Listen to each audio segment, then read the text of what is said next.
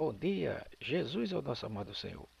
No Evangelho do irmão João, no capítulo 1, verso 15 ao 18, diz assim: João testemunha a respeito dele e exclama: Este é o de quem eu disse, o que vem depois de mim tem contudo a primazia, porquanto já existia antes de mim. Porque todos nós temos recebido da sua plenitude e graça sobre graça. Porque a lei foi dada por intermédio de Moisés, a graça e a verdade vieram por meio de Jesus Cristo. Ninguém jamais viu a Deus. O Deus unigênito que está no seio do Pai é quem o revelou. Louvado seja o Senhor.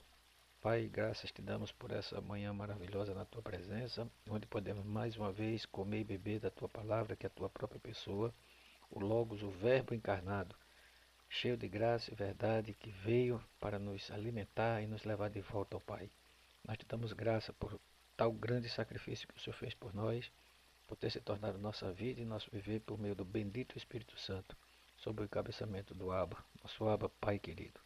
Graças te damos essa manhã. Ensina-nos, interpreta a palavra para nós, cheios do Senhor. Amém. Então vimos aqui, amados, que a encarnação do Verbo, né? O capítulo 1 vai falar também a partir do verso 19, o João repetindo o testemunho, né? A partir do verso 29, torna a repetir o testemunho, né? Como é importante o testemunho, né? O batismo de Jesus a partir do verso 32 e do verso 35, os discípulos que seguem o Senhor. E é interessante que a primeira vez que o Senhor fala nesse evangelho, é a primeira coisa que ele diz no verso 38 do capítulo 1. E Jesus, voltando-se e vendo que eu seguia, disse-lhe: Que buscais? Olha só. Então, isso é um princípio maravilhoso, né?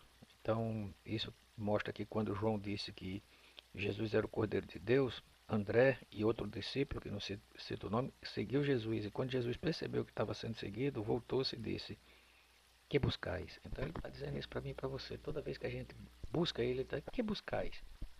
E aí é o contexto do que o Senhor quer nos ensinar essa manhã, a palavra primazia, né, que está exatamente no verso 15. E essa palavra primazia, aqui quando João diz que este é de quem eu falei, para que em tudo ele tenha a primazia, está falando e se referindo ao homem Jesus, né?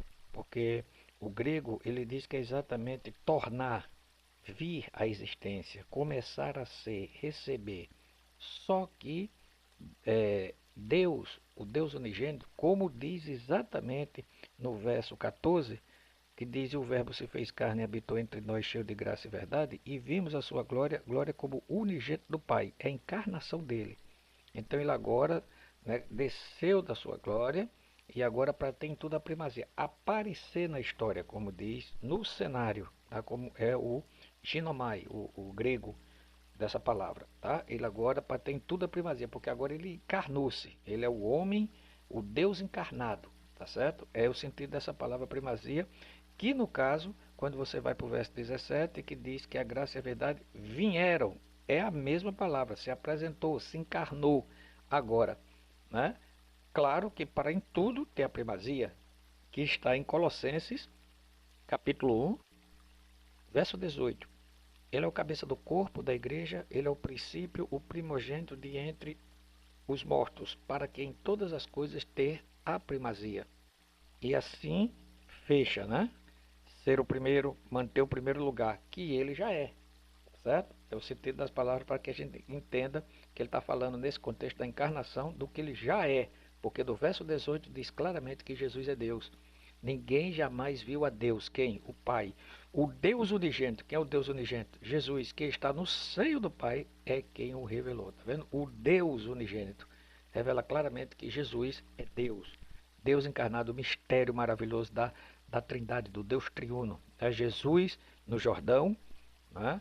A voz do Pai dizendo: Este é meu filho amado em quem me compraz, e o Espírito Santo pousando sobre ele, né? Deus triuno, a Trindade, né?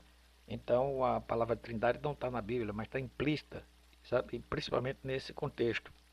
Então ele já era a primazia, né? E agora encarnou-se para em todas as coisas, como diz Colossenses, ter a primazia, né? E aí entra nós na história.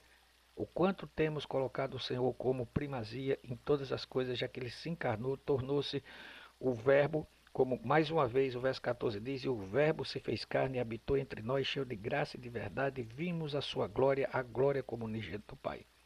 Porque se nós não nos posicionarmos, como é que vamos ver a sua glória?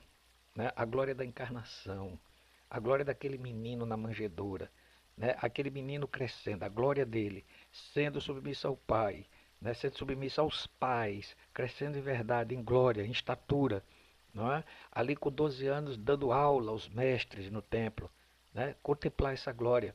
E aí aparece na história mais uma vez para exercer seu ministério, porque a lei diz que ele não, o sacerdote só podia ser exercitado com 30 anos de idade, aparece na história e começa a ser evidenciado o Deus encarnado, né? Através de graça, de verdade, de misericórdia, de amor, e a gente vai contemplando cada passo que ele vai dando, como ele se apresenta às pessoas, como ele responde às pessoas, né? Como ele, quando é questionado, responde às pessoas.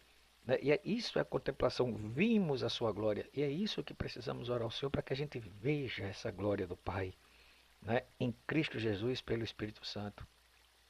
Quando Jesus aparece, né, aos discípulos em Lucas 24, no verso 39, ele diz assim, vede as minhas mãos e os meus pés, que sou eu mesmo. Apalpai-me e verificai, porque um espírito não tem carne, nem osso, como vedes que eu tenho. Essa palavra apalpai-me é tatear, né? Tocar e sentir. É uma metáfora dizendo que mentalmente procurar sinais de uma pessoa ou coisa. Então o irmão João diz na sua primeira carta, pelo bendito Espírito Santo, o que era desde o princípio, o que temos ouvido, o que temos visto, o que com nossos próprios olhos, o que contemplamos e as nossas mãos apalparam com respeito ao verbo da vida. Nesse caso, mesmo radical, só que lá eles estavam tateando, eles tocavam no Senhor. No nosso caso, que o Senhor já voltou aos céus e mandou seu Espírito, né? A gente faz o quê? A gente procura mentalmente os sinais da sua manifestação ao falar conosco pelo Espírito, percebe? E aí, como temos aprendido do Senhor, os 5 sentidos, a vista, a audição, o olfato, né? O paladar e o tato, são por onde entram os pensamentos para formar uma emoção e uma atitude. E nesse caso, a contemplação pelos olhos, por escutar a palavra do Senhor, porque a fé vem pelo ouvir a palavra do Logos, que é o Senhor, apalpar, procurar mentalmente os sinais dessa pessoa, o mais que a gente possa, dependendo dele completamente, né, sentir e comer e beber da sua palavra, para que seja formatado em nós pensamentos saudáveis, emoções saudáveis e atitudes saudáveis. Louvado seja o nome do Senhor.